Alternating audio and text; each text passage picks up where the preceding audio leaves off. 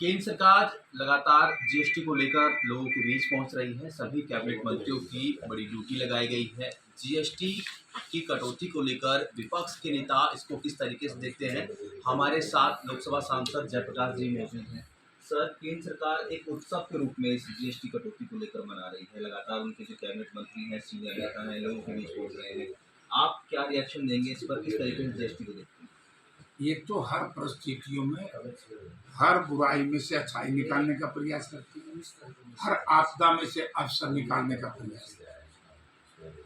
जब इनको उस वक्त समझाया गया था जीएसटी कंसेप्ट लेकर के है, ये इनका नहीं था, ये यूपीए गवर्नमेंट में था।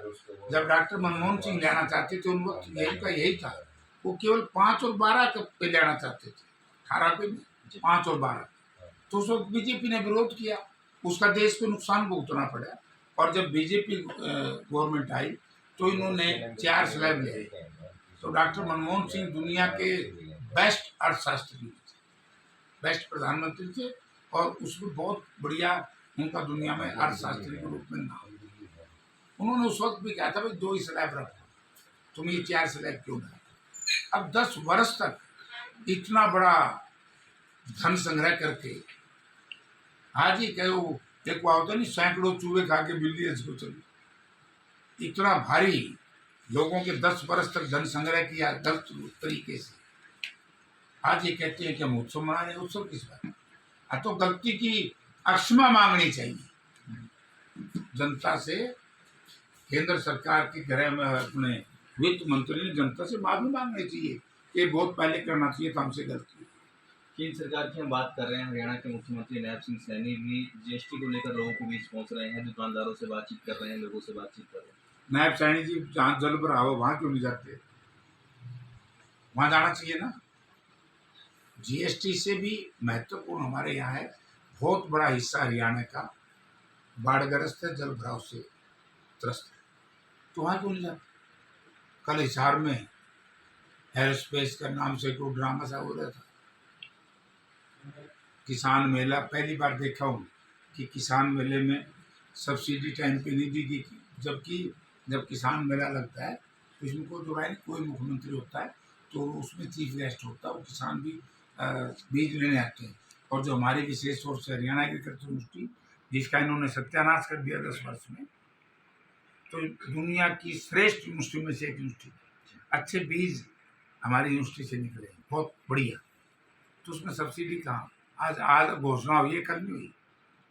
75 रुपये कम है। और अभी तक किसान के, गरीब आदमी के जो मकान गिर गए, आप ये देखिए कितना भद्दा मजाक है। बात करते हैं जीएसटी हमने कम कर दिया, जीएसटी कम। इतनी भयंकर आपदा थी, गांव में गरीब लोगों के घरों में पानी घुस गया। पता है क्या घोषणा करी? 1,75,000। यदि कोई उसके अंदर दब के मर गया, मकान गिर गया, जैसे कई जगह मौतें हुई हैं, मेरे पार्लियामेंट क्षेत्र में खरक के अंदर, खरक कलिंगा भिवानी के पास 3 कन्याएं दब के मर गई, उनके दूसरे परिवार के लोग खाए। 4-4 लाख रुपये, 4 लाख रुपये में तो हमारे पशु आता है, भैंस आती है। इंसान की कीमत 4 लाख, तो कितना भद्दा मचा है। तो ये भी जनता के साथ मजाक है, हमने जीएसटी कम कर दी, जीएसटी कम कर दी। अरे भाई 10 वर्ष तो लोगों के साथ क्यों नहीं करी? माफी मांगनी चाहिए केंद्र से। सर, डोनाल्ड ट्रंप की हम बात कर लेते हैं। अमेरिका के राष्ट्रपति हैं, लगातार दोस्ती की बात होती है, पर वो लगातार एक बड़ा जिस तरीके से अब उन्होंने एक बड़ी कहीं ना कहीं जो वीज़ा है उसमें बड़ा ऐलान किया है। जुल्म किया क्या? जुल्म किया। 86 लाख रुपए, 6 लाख की बजाय 86 लाख रुपए हमारे बच्चों से लिया जाएगा। ये केंद्र सरकार की गलत विदेश नीति का ही एक नतीजा है कि आज हमसे अमेरिका भी गया। पूरी दुनिया में आज हमारा कोई सहयोगी और साथी नहीं रहा। वरना तो जब कांग्रेस गवर्नमेंट होती थी तो हमारे अलायंस होते थे, तो उस वक्त आप देखते थे कितने लोग ऐसे थे। अगर आप तो उस वक्त मेरे ख्याल में छोटे बच्चे थे, पैदा नहीं हुए। 1971 के वार में, युद्ध में, जब अमेरिका ने घोषणा कर दी कि मैं समुद्र में जंगी बेड़ा उतार रहा हूँ पाकिस्तान की मदद, तो रसिया ने बिना मदद मांगे हमारी मदद की। और जब रसिया कोरोना काल में हमारी तेल की भरपाई इतने सस्ते रेट पे कर रहा था और हम ट्रंप के लिए ताड़ी बजा रहे थे। क्यों भाई? क्यों ये सारा बदलाव हुआ? हमारी ऐसी नकम्मी विदेश नीति, हमारा तो सहयोगी आपका नजदीकी ना बांग्लादेश रहा और नेपाल भी हमसे नाराज। तो इसलिए ट्रंप साहब जो कहे भाई, क्यों इतनी दबाव में केंद्र सरकार है ट्रंप के। और यही बात राहुल जी जब कहते हैं तो आप लोग फिर उनको जीएनजी के जोड़ देते हो। फिर राहुल जी ने के आह्वान किया देश के नौजवानों को कि देश के नौजवानों संगठित हो जाओ, संविधान बचाओ। ये क्या था ना, प्रजातंत्र बचाओ। आज प्रजातंत्र है। आज मैं चीफ इलेक्शन कमीशन का बयान पढ़ रहा था, बड़ा SIR के लिए तैयार हो जाओ।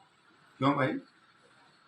जो कांग्रेस समर्थक वोटर उनको वोट काटेंगे। ये अच्छी चीजें नहीं। देश किस रास्ते पे जा रहा है? अगर कोई केंद्र सरकार या प्रदेश सरकार गलत रास्ता इख्तियार करे तो नेता प्रतिपक्ष का लोगों को ये कहने का हक फर्ज नहीं है क्या? उसको भी जोड़ते हैं कि ये जनजी को जो अपील उन्होंने की है आदरणीय राहुल गांधी जी ने नेपाल के साथ जोड़ने का प्रयास करते। इन बीजेपी के लोगों को मालूम नहीं है कि वो तो देश तोड़ने वाली पार्टी है भाजपा, और कांग्रेस देश को जोड़ने वाली पार्टी है। देश को जोड़ने के लिए कांग्रेस ने अपने दो नेताओं के बलिदान दिए। बहुत बहुत धन्यवाद सर खबर तक से बातचीत करने के लिए। तो ये थे हिसार से कांग्रेस के सांसद जयप्रकाश, जो कि तमाम मुद्दों को लेकर खबर अभी तक से खास बातचीत कर रहे थे। राजा पटेल, दिल्ली, खबर अभी तक।